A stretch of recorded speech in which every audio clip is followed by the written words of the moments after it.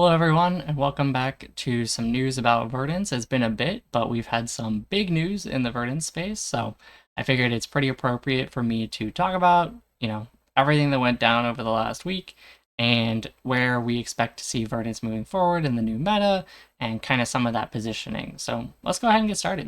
So if you didn't hear, Verdance took down US Nationals piloted by none other than Majin Bay. So Majin's been, flip-flopping between a lot of the wizards, trying to collect the Wizard Infinity Gauntlets, but he decided to register Verdance for US Nats, a wise decision, and was able to take down the entire tournament. So I wanted to go through some of the lists we saw, particularly obviously his, but also some of the other top performing lists, go through them, see what's going on with them, see the strong stuff that maybe they boarded out, some of the maybe boards, and go through it a bit more in depth than maybe you see at a cursory glance just looking at a few of the top lists and see the similarities, differences, and that type of thing. So the first thing that we're going to look at is the actual Nats winning list piloted by Majin. So the first thing that you'll notice with the list is that it is Moon mainboard.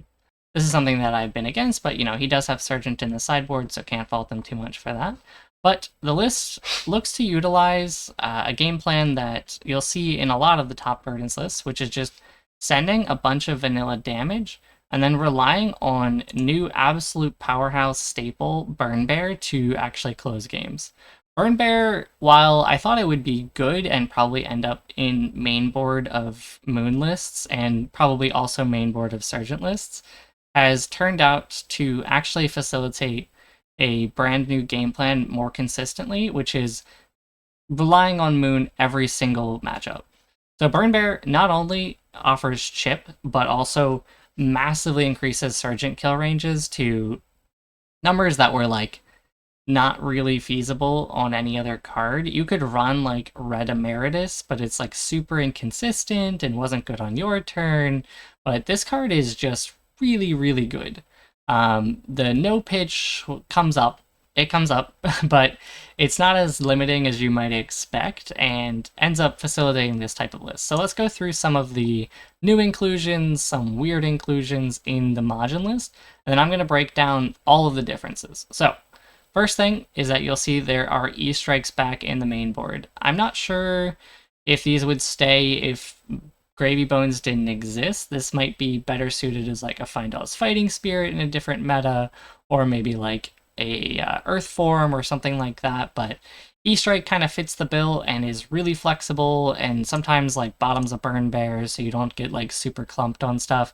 It's just too good and too flexible. I think the slot is going to stay there for the foreseeable future, at least until Gravy Bone stops being a massive part of the meta. Second thing is Red Fruits. I do believe the Red Fruits is mainboard, just looking at the list and kind of how I would sideboard it. It's either the Red Fruits is mainboard or the Rampant is mainboard, but I don't think Majin is a big fan of mainboarding ramps from at least what I've seen online and talking to him lately. I do think that he would much prefer to have something like a Fruits mainboard than a ramp mainboard. Moving on, we have 9 D-Reacts in the mainboard. This is a lot more than I've been on lately. I've only been on 6 D-Reacts, but I see the understanding, and it makes the mid-range matchups a bit more consistent with finding these every turn to help our numbers turn to turn. And also, Shelter does cover one of our weaker matchups in Syndra a little bit, so I get the understanding there. So next up, looking at the blues, we have a whole smorgasbord of weird block 3 blues. It's a classic Verdance blues slot problem where there's just a bunch of garbage. First garbage card that just could be any other blue is Aether Arc. I mean, it does say Ponder on it sometimes, so this card could be Arcane Twining if you like Twining. I really like Twining, but it also could be, any other blue zap, whatever you want in that slot. 3 Emeritus, 3 Autumn's Touch, 3 Everbloom. Everbloom, if you haven't seen it, this card is absolutely knock out of the park. Every single Earth card wants to be what this card is. Blue, block 3, Earth, non-attack action. It could say whatever the hell it wants to, but it actually has good text on it, so this card is not going anywhere ever in any list that involves Earth, probably. Then we have Mental Blocks. I'm not sold on Mental Block being a 3 of staple in the main board, but I know people can keep running it, so just, if you want to have the mental block, you're going to have it. If not, there's other blocks and other blues that you could run, stuff like So Tomorrow, stuff like Blue Cadaverous, all could find their way into a list pretty easily. We also have scours, 3 scours. I know that, at least talking with some of the verdances that were registering for US Nats and talking with some of the testing that we were doing in our own internal testing, one of the big scary matchups for this type of list was Prism, and something that we were looking to beat consistently. So, in addition to the Burn Bears, the whole collection of poppers, I know a lot of the lists ended up on at least 2 scours, probably 3, so Majin decided to go with the 3. And then 3 Warmongers. This is another one of the scary matchups for Verdance, is Azalea. Azalea can be astronomically difficult, especially if they're dominating turn after turn with scary on hits. We just get stuck with this garbage hands that don't do as much as we want them to, and Warmongers actually gives us some space in the matchup. I'm not going to say it makes it good, but I don't know if Azalea is very playable without it, so if your area has a lot of Azaleas, find a way to fit Warmongers in. It just is what it is. Alright, so that's the main board. Main board is not really anything special, but the sideboard is really where some of these lists all find their divergences. So I'm going to go through Majin's list, and then we'll go through the other ones. So first up, we have Summer's Falls. Again, Prism was a big problem going into this format. I think there was a lot of expectation that she would do as good as she did at the last PT, if not better, because of the lack of Enigma, which was a very hard matchup for her, and Prism was absolutely a monster deck in that format. She didn't show up at Nats like I think people expected her to, but a lot of the sideboarding and mainboarding, honestly, has a lot of decision-making and skew towards the Prism matchup, and you'll see that here too. So Summer's Fall helps you clear auras while you're going phase, helps you chip, helps you just be very flexible in the matchup. He has his ramps in sideboard, never leave home without 3, and I don't think there's much to explain there. 1 compliance, I assume this is mostly for the mirror, but Kano as well. There is a theory that if you're on Sergeant, you can play this very strange game where you hold up compliance and you set pots, and the maximum that a quad pot amped ping can do is 8 healing plus 3 ramps, usually. If they quad ramp you, you're like kind of boned, but 8 healing plus 3 ramps is like a pretty reasonable thing, so that's 11 healing 4 times 44 ping, right? That seems like it should kill somebody, but it's the Verdance mirror, so sometimes your opponent is higher than that. So compliance stops you from getting early killed. Basically, you don't want to die to like a double or triple pot, like 2 ramp Sergeant and Dispel combo. That is too low of a commitment from your opponent to just kill you with, and you don't want to just randomly die in the mirror to like a mini pot combo. So a lot of these Verdances were pretty heavily teched for the mirror, and so the 4-pot strat in the mirror with compliances to stop getting early committed on was pretty good. The mirror has a lot of work to do in it, I think. No one's really sure what the best strategy is. Some people are just beating face with Moon and going no pot like Lucas Oswald was. Some people are like, oh, you gotta be on 4 pots or you lose the mirror. If you're not on 4 pots, like I'm gonna destroy you with my 4 pots and I'm just gonna block. So I think there's a lot of room to do that. And also, I know that Majin was also on Illuvian for the mirror and for Kano a little bit, but Kano is a little bit less represented, so I think honestly the anti-wizard tech is a bit more slated towards Verdance anyways. But Illuvian lets you do these like absolutely insane 4-card hand combos because you're just paying for Sergeant with the Illuvian. So you can do like triple ramp on 3 cards, Sergeant spell as your 4th card, and you can like block with a card and still send like 50 on a combo. So it gets a little bit insane. Another notable include from Majin is Crown of Providence. I know he really likes blocking hats into aggro. He was on blocking hats into Aurora. I am really not sold. I think Plume is too broken not to run, so I find it hard to find the space. So that's the initial list from Majin, but that's not really the most interesting thing that I want to talk about today and kind of moving forward. So first thing is that Verdance's stats on Talishar for the first time in a long time are actually very high. So let's talk about her bad matchups, since people always ask that. Let's talk about where she's actually positioned in the meta, what can target her. People are like, oh, you can't target Verdance. I don't think that's really true. So let's get into it. So first off, Verdance, like I said, crazy win rate, but we have a couple outliers here. So we have Azalea, like I said, quite a hard matchup. We have the Draconic heroes, so Syndra and Fi especially. I actually think this matchup from a very good Fang is a little bit worse than this too, but particularly Syndra and Fi are quite bad. I also think this matchup, Dash IE, particularly like hybrid dash, can be really hard. Like if they're on full boost, you can maybe fatigue, but if they're like loading up an induction chamber and they just like have a couple items, it gets a little dicey because you're not fatiguing and you're also really not racing. And then let's see if I can get this to go over. We have a couple other bad matchups. So New, this is the one people talk about the most when people ask what's a bad matchup for Verdance. New is quite bad. You can win it. You need a lot of big attacks in your hand deck. You need a lot of 2-card plays. You need to not get time walked like 3 to 4 times a game, because if you lose that like 3rd to 4th turn, it gets really, really bad.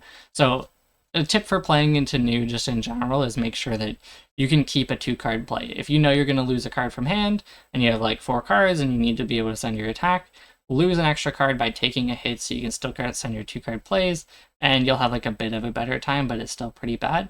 And then Prism. So Prism, like I said, a lot of the Verdances are teching pretty hard for it.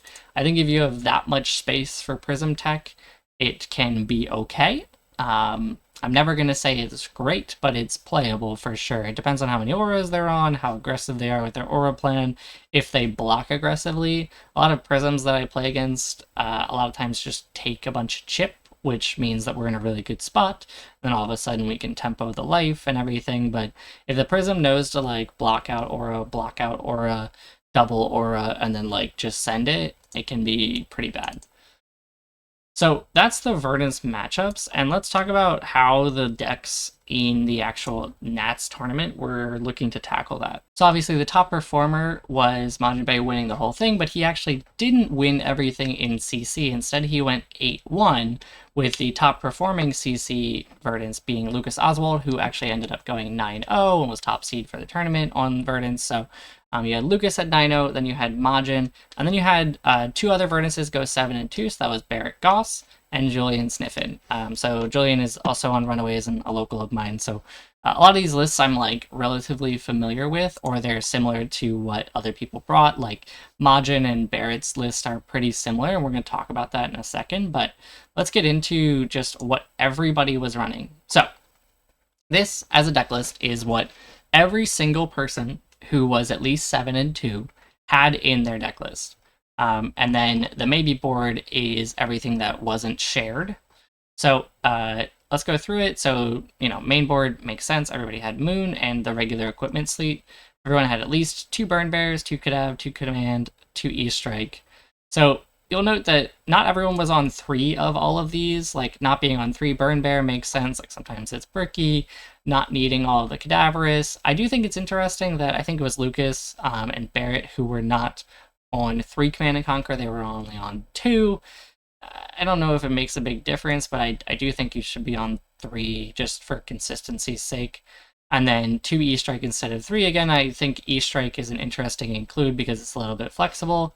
Not everyone was on 9 D-Reacts, some were only on 8. Again, I think 9 is like, whatever. Again, it's all just about consistency. And then these are the blues that everyone was on. So we have the regular suspects, and then everyone was on at least 2 Scour, like I mentioned earlier.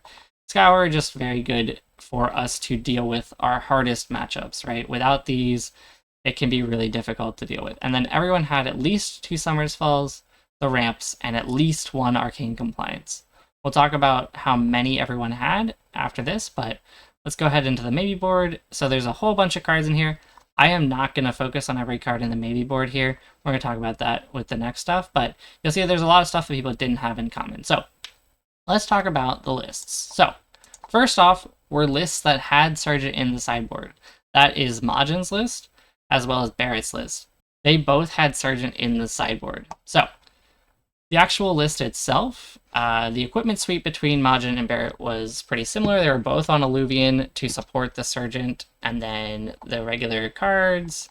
They were both on 3 Burn Bear, 3 Cadav, and the ratios were pretty similar to Majin's list. I'm not going to go super in depth on what's here, but let's talk about what they didn't share. So, Barrett was not on the Warmongers, instead chose to bring an extra energy potion in the form of Ruby Amulet, and also boarded in Destructive Aether Tides. So I'm not sure. I know Majin doesn't like Destructive Aether Tide because if you're on Moon main board, Destructive Aether Tide is like basically never active because when you board your Sergeant, you're into people that are going to AB, and when you board the Moon, you're not going to be able to activate Destructive Aether Tide. So it ends up being a bit of a dead card. It's just a zap with no text basically. So I can see why it's not necessarily in all the time. So it makes sense as to why he didn't believe in it. And then let's talk about the different list that didn't get as much coverage on the stream because obviously it didn't win the whole thing. But this is the Moon list that the Runaways built. So this was Lucas Oswald and Julian Sniffin's list. It's a bit different. I do have a bit more experience with this because, again, Julian is a local of mine. So we've talked about at least our opinions on Verdance back and forth a lot. So I want to go through kind of some of the key differences. The main board, like I said, is going to be pretty similar. But, secondly, they have yellow fruits in the sideboard. I know the game plan with the yellow fruits is pretty similar to the red fruits, where it is a popper, but it also lets you actually pitch out, it helps you convert hands a bit better. But the main difference is that you'll notice that both of them are on Evergreen. I think it's actually pretty interesting in the meta still. I know a lot of people dropped the Evergreen after CYB died because you don't need all these like weird anti-fatigue tech cards. I know Lucas has it as his only anti-fatigue tool because he has no pots in the board whatsoever. But it is interesting that Julian decided to bring the Evergreen anyways. I know the idea is that into a hero like Gravy Bones, you can continually Evergreen down his allies and play for like a super grindy fatigue game that way. It's a little bit of an interesting game plan. I'm not sure it's actually going to hold up into Gravy in the long term because I think Gravies are adapting, going more aggressive, punching damage through before they develop allies, so they're harder to fatigue because you're either clearing allies or blocking. You're probably not doing both. Verdance is one of the best heroes at clearing Gravy, though, because things like Heartbeat, when you are online and you send a Heartbeat, I don't know why it's not in the board. There should be a Heartbeat in here. But if you Heartbeat while online, it is absolutely gross because you can just like sometimes you clear like 2 allies and send a ping phase, or like if Ring of Roses is out, you like clear 2 allies and send 2 pings phase and heal 4. Like it's absolutely disgusting. It just adds a lot of value. I think Ring of Roses and playing for fatigue into Gravy can work. I just don't expect it to work super long term. The other major difference is that this Moon list is on Sigil. Both of them were on Sigil. I think Sigil is a great card in Verdance. It's a 0 for 3 always. It's a 0 for 4 when you're online. Like the numbers on it just make sense. I don't know. I don't really get the idea behind cutting it. I know it's like it's a non-block, like it's scary, but you do have to run cards that are just above rate. Like this is just when we're online, it's just 0 for 4 go again, right? Like numbers are good. This deck is all about numbers, right? Like we're playing 2 card 8s. If this says 8, if this has 4 value on it, like I think you should play it. But I also know that Majin is not a fan of ramp main board, and I do think, and I could be corrected if Lucas or Julian can speak on it, but I do think the ramps in this deck are most often in. I think they are main boarded. So Sigil, not only being a 0 for 4, can sometimes be super above rate when you combine it with ramp, or you can find like a hand that's like, oh, I Arsenal Burn Bear to try to kill them, and I drew Sigil Ramp Blue, and then they're just like explode, right? You find these like really great hands that help you extend your kill threat or your actual value range a lot. I think being able to high roll into aggro is really important, so I do really like the combo. So yeah, but let's talk about the sideboard. So the sideboard for Lucas and Julian was pretty different. So Julian was on potions, at least three, right? He was on three, two healing potions, one Punamu, and the energy potion for Kano, whereas Lucas was on no potions and instead was opting for remembrances and evergreens to give him the anti-fatigue. It's an interesting take. I don't know if I necessarily agree with it, especially in the mirror. I think you're going to have a hard time if people are teching aggressively for the mirror or you expect to see a good amount of Verdance. It can be kind of hard if you don't get the tempo. Like if the potion playing Verdance gets tempo and is like sending Kadavs and Fellings, and then just like sets a pot or two behind that, and you like now have to make up a bunch of ground and prevent them from comboing you, it can be very hard to get back from that. So I think at least finding the space for like two. I think two pots is like the minimum that I would go, but it is interesting to see. So that's really the two major styles of lists, right? You have this like more moon focused list that doesn't have Sergeant, but instead plays evergreens and plays for a more grindy matchup. And then you have the Sergeant style list that will actually into the grindy matchups instead of playing like the evergreens, will play potions and it'll play for, the regular combo game plan with Sergeant. So it's just two approaches to the grindier matchups that are slightly different, but the overall lists look pretty similar, right? It's just those two distinct approaches to how they want to go about a slow matchup. I'm not sure if one is necessarily more correct than the other right now, right? It's hard to say that without running hundreds of games into grindy matchups where we're already probably super favored. So it's going to be like, oh, this one has an 85%, but this one has like an 88% win rate into grindy matchups. So it can be a bit hard to get into the nitty gritty of like why a certain game plan might work better, but it's something to consider if you yourself are looking to build Verdance in this meta and why you might take one over the other. So that's that. That's all the Verdance news. I know that she's very well positioned, and people have been, asking a lot in like Purple Discord about Verdance and everything, and it's good to see new faces. So hopefully this helped you get a better grasp of maybe some deck building ideas behind the nationals lists, and maybe what you can take for yourself moving into your own metas, or if you have your own nationals, or like I know Calling Bologna is going on right now, to actually, take those lessons and move them into your own gameplay. So I appreciate you all watching. I will be putting out more content in the next week or so because I finally got my PC back to regular, so I can actually record and get stuff going. Hopefully I'll have some more live streams and some longer form content like this ready for you guys. There's a certain hero that I've been playing a bit too much of not to make a video about. If you know what I've been talking about in purple, you might know what hero that is, but expect to see some content around that. If not a Talishar stream, maybe something else. So I'll let you all figure that out on your own. But for the rest of you, have a good rest of your day, and I hope to see you soon. Bye.